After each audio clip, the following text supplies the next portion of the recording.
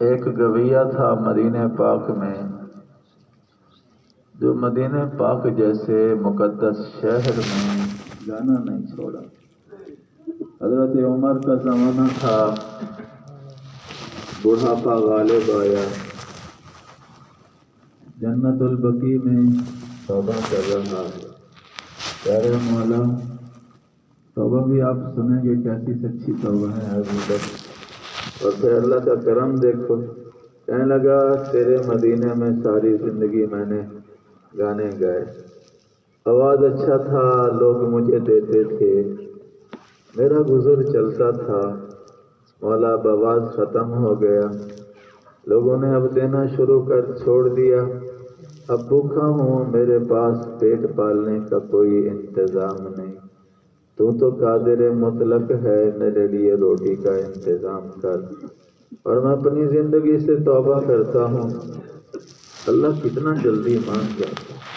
حضرت عمر ادھر مسجد نبوی میں سوئے ہوئے، خواب میں اللہ تعالیٰ بتاتے ہیں جنت البقیع میں میرا ایک دوست ہے، اسے پہنچو اور اس کی مدد کرو۔ حضرت عمر کی آنکھ کھلی تو دوڑتے ہوئے اس کی طرف گئے، جوتی تک نہ پہنی۔ جب اس نے دیکھا تو حضرت عمر امیر المومنین دوڑے ہوئے آ رہے ہیں، وہ آگے آگے، حضرت عمر پیچھے پیچھے۔ حضرت عمر نے کہا نہ جاؤ، میں خود نہیں آیا، مجھے بھیجا ہے۔ کس نے بھیجا ہے؟ حضرت عمر نے فرمایا جس کے سامنے تو نے درخواست دی، اس اللہ نے بھیجا۔ بس اس وقت تو پھر سچی توبہ کی، اللہ نے رزق کا انتظام بھی کر دیا اور پھر توبہ بھی قبول ہو گئی، نیک اور صالح بھی بن گیا۔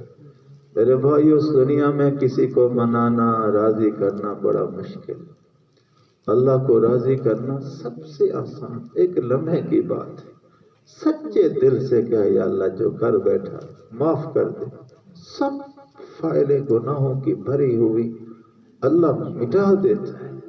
بلکہ اللہ تعالیٰ فرماتے ہیں میرے بندے لو بلغت ذنوبک عنان السماء، تو اتنا گناہ کر یہ زمین کی تہ اور یہاں تہ لگتے لگتے آسمان تک پہنچے، کسی کے گناہ اتنے ہو ہی نہیں سکتے۔ 500 سال کی مسافت ہے آسمان تک، 500 سال کی۔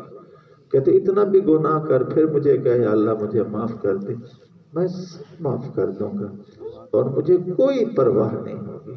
تو میرے بھائیو، ہم بھی ہر ایک سے لغزشیں خطائیں ہوتی ہیں، تو ہم بھی اللہ سے توبہ کریں، اللہ سے دوستی لگائیں۔